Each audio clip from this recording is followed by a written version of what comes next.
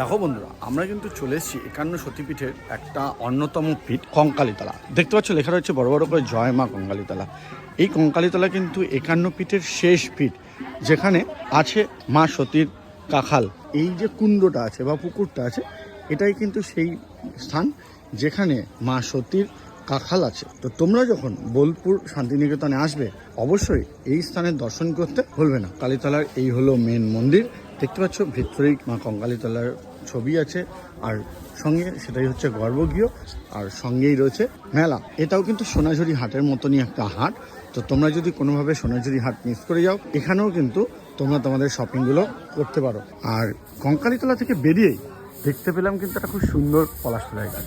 একবার দেখো, জাস্ট কালারটা দেখো। এইটা কিন্তু একেবারেই আমাদের ওখানে হয় না। ইউজুয়ালি আমরা এটা দেখতে পাই শুধুমাত্র সরস্বতী পুজোতে।